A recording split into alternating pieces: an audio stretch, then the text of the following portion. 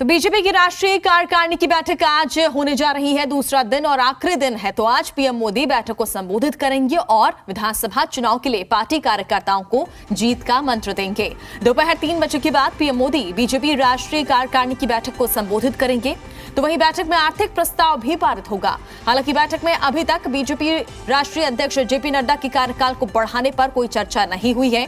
तो वहीं जेपी नड्डा ने 2023 के विधानसभा चुनाव में जीत दर्ज करने के लिए हर बूथ पर काम करने के निर्देश दिए और कहा कि हमें सभी चुनाव जीतने हैं।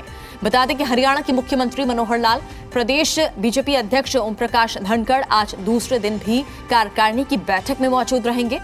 हरियाणा बीजेपी प्रभारी बिप्लब देब और संगठन मंत्री रविंद्र राजू भी बैठक में हिस्सा लेंगे।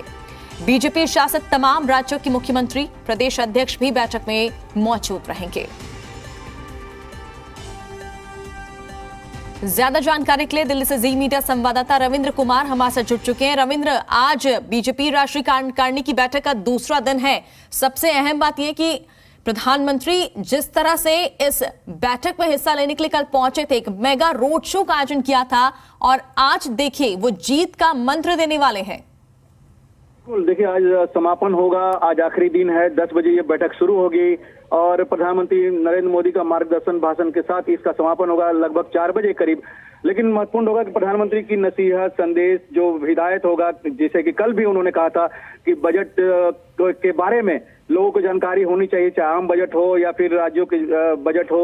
उसी तरह से उन्होंने कर्नाटक के मुख्यमंत्री से अलग से बात की, जहां जहां चुनाव होने वाले वहां के बारे में बात की कि कैसे उनको तैयारी करनी चाहिए। लेकिन आज जब वो समाप्त करेंगे तो जाहिर सी बात है, एक लार्जर देन लाइफ संदेश होगा उनका कि न सिर्फ 9 राज्यों में विधानसभा चुनाव की तैयारी की जाए, बल्कि जो केंद्र सरकार की योजनाएं हैं और राज्यों की जो योजनाएं हैं उसको कैसे आम आदमी तक बेहतर ढंग से और कैसे पहुंचाया जाए, इसका भी संदेश और कहीं न कहीं संकेत भी देंगे प्रधानमंत्री नरेंद्र मोदी आज अपने मार्गदर्शन भाषण में। तो महत्वपूर्ण होगा प्रधानमंत्री नरेंद्र मोदी का भाषण, लेकिन उसके पहले आर्थिक प्रस्ताव जो पेश किया जाएगा उसमें देश के जो आर्थिक हालात है, जिसको लेकर विपक्ष हमेशा पीएम मोदी पर या बीजेपी सरकार पर आक्रामक रवैया अपनाए रहती है, आरोप लगाती रहती है, उसका भी किसी तरह से उसका कार्ड भी दिखाया जाएगा कि आर्थिक मोर्चे पर भारत किस तरह से आगे बढ़ रहा है। तो आर्थिक प्रस्ताव और प्रधानमंत्री नरेंद्र मोदी का मार्गदर्शन भाषण, यही रहेगा आज का समापन बीजेपी कार्यकारिणी का आखिरी दिन का सबसे प्रमुख हिस्सा।